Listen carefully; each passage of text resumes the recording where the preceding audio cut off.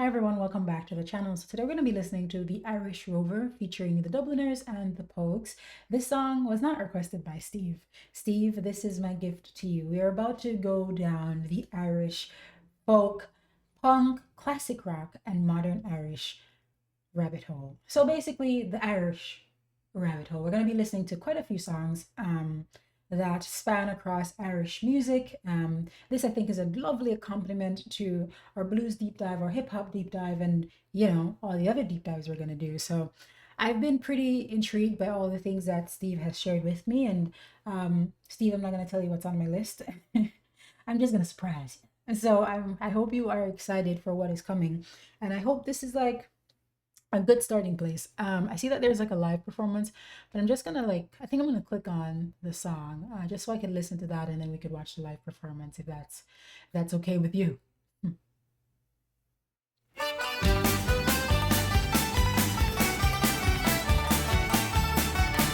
Okay. On the 4th of July, 1806, we set sail from the sweet cove of Cork. We were sailing away with a cargo of bricks for the ground. It's moving so much faster than I expected it to. Oh my gosh, hold on. All right.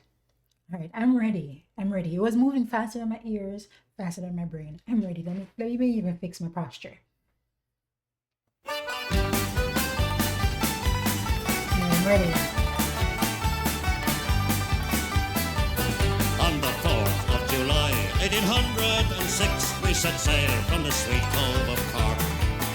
We were sailing away with a cargo of bricks for the Grand City Hall in New York.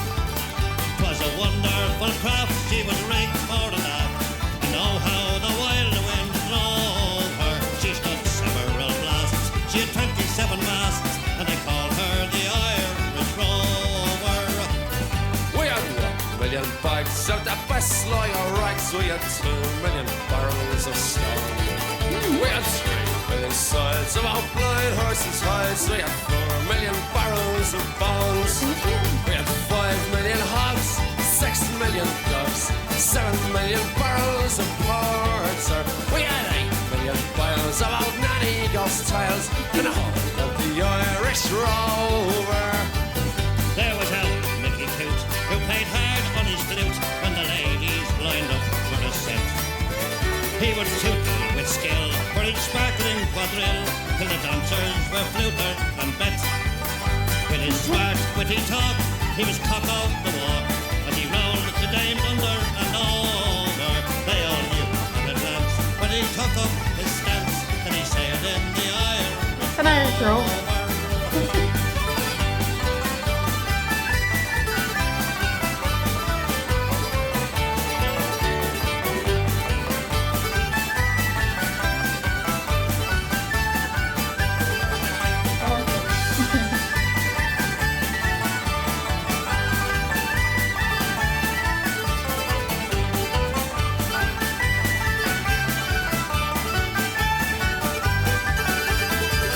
There was Bernie McGee from the banks of the Lee. There was Hogan from Kelty to Hull. There was Johnny McGurk, who was scared stiff of work, and a man from Westmeath come along. There was Slugger O'Toole, who was drunk as a rule, and fighting Bill Tracy from Dover. And your man, Mike McCann, from the banks of the Burn, was a skipper on the Irish Rover. So much energy. For a sailor, it's always a bother in life. So much energy. So lonesome by night and by day, that he longs for the shore and a charming young whore who will melt all his troubles away. All the noise and the rout, swill and pudging and stout, for him soon is done and over. Of the love of a maid, he is never afraid, that outside from the Irish Rover. We have sailed 7 years when the measles I broke like it out, so much. and the ship lost its way in the fog. And the whale of a crew was the gist out the two, just myself and the captain's old dog. Then the ship struck a rock, oh Lord, what a shock. The boat, it was turned right over. Turned 9 times around, and the poor old dog was drowned.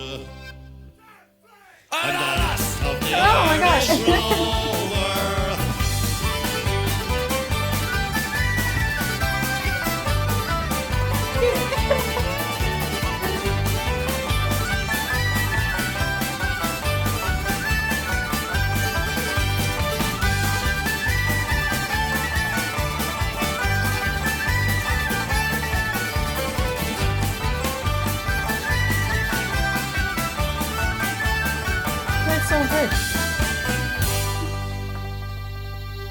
Oh my gosh. Okay. There's so much to say. Did I pause it too soon? There's so much to say. Where do I even begin? I love the instrumentation. There's so much energy, so much momentum, so much life in the music. The vocal delivery. I got chills. Do I get chills too easy? I mean, the music is giving me chills. I can't. I just listen to the music. It makes me feel the way I feel. I love the instrumentation. I love the energy of the track. I love how alive the track is. I love their delivery. The storytelling. Like this is the kind of music where if I was in a pub or something, I would and like the ideal scenario is I'm in a pub with some good beer and all of us know this song and we could sing it together. It has a kind of energy. It gives a sense of community. I love how much history, you could feel that history, you could feel the culture in the music, and it's so exciting.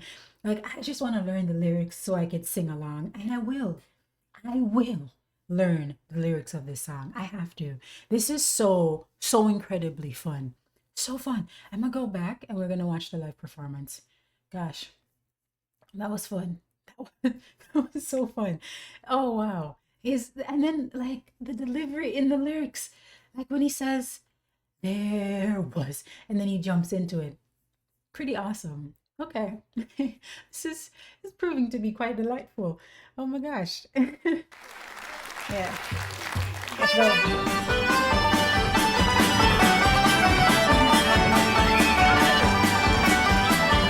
On the 4th of July, 1806, we set sail from the sweet cove of Cork. We were sailing away with the cargo of bricks for the Grand City Hall in New York. 'Twas a wonderful craft, she was rigged fore and aft, and know how the wild wind blew her. She stood several blasts, she had 27 masts, and they called her the Irish Rover. We had 1,000,000 bags of the best lager rights. We had 2,000,000 barrels of gold. We had 3,000,000 bales of our nanny goat's tails. We had 4,000,000 barrels of stone. We had 5,000,000 dogs, 6,000,000 hoods, 7,000,000 barrels of ports. We had 8,000,000 hides of our blind horses' hides, and all of the Irish Rover. There was old Mickey Cute, who played hard on his flute when the ladies lined up for a set. He would tootle with skill for each sparkling quadrille, till the dancers were fluted and met. With his smart, witty talk, he was cock of the walk, and he rolled the Dave under and over. They all knew at a glance when he took up his stance, and he sailed in the Irish Rover.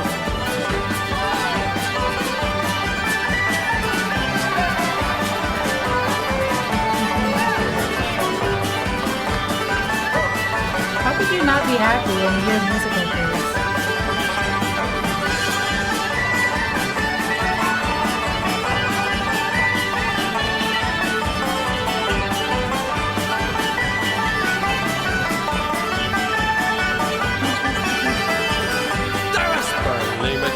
From the banks of the Lee, there was Hogan from County Tyrone. There was Johnny McGurk, who was scared stuff of work, and a man from Westmeath come along. There was Slugger O'Toole, who was drunk as a road, and fighting that shicey from Dover. I am man like McCann from the banks of the Bank, the skipper and the Irish Rover. For a sailor, it's always a bother in life. It's so lonesome by night and by day. Then he longs for the shore and a pretty young whore who will melt all his troubles away.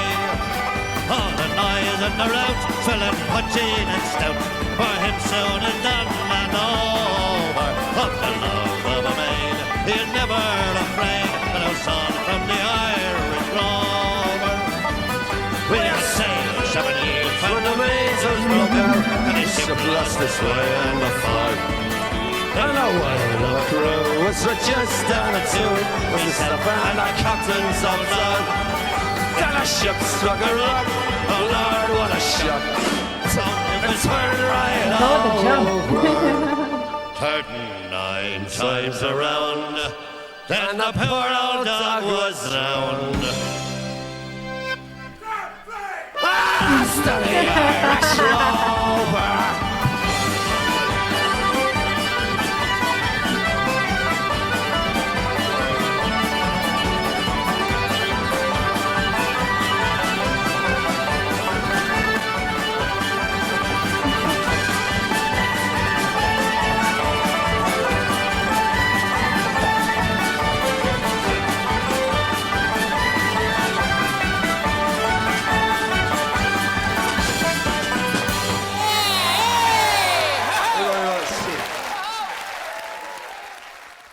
Oh my gosh, that was really, really fun. Let me go back here.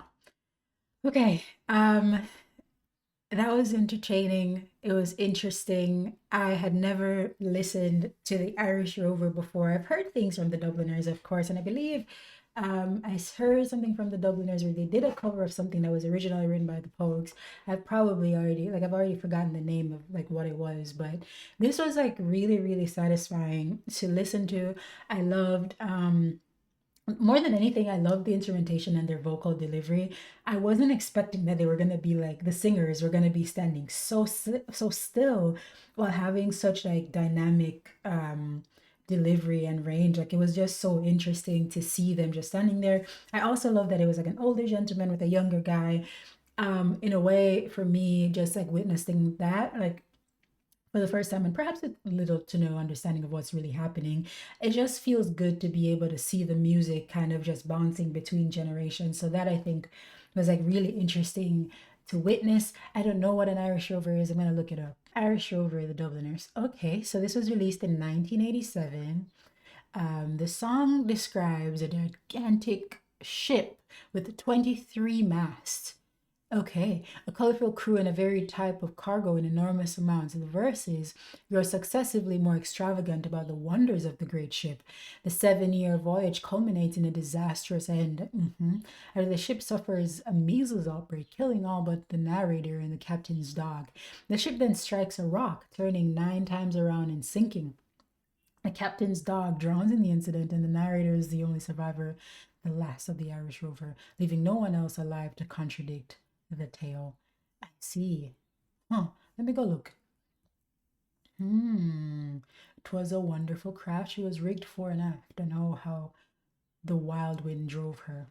She stood several baths. She had 27 masts, and they called her the Irish Rover. Ah, okay. I'm sorry it took me so long. I was so focused on how it sounded that I wasn't really paying attention perfectly to all of the lyrics. So now I understand.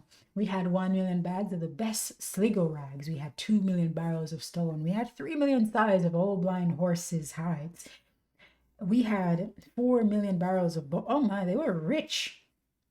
There was all Mickey Coot, who played hard on his flute while the ladies lined up for a set. He was tooting with skill for each sparkling quadrille, though the dancers were furthered in bed. With his smart witty talk, he was cock of the walk, and he rolled the dames under and over. They all knew at a glance when he took up his stance that he sailed in the Irish Rover. So there were these characters that were just like so impressive. Yeah, this was fun. This was like a really, really fun way to begin. Coming up, I will not tell you. And just to say, I can tell you who the artist I have. Okay, I've got Christy Moore. I've got the Chieftains. I've got Clanad. I got Mary Black.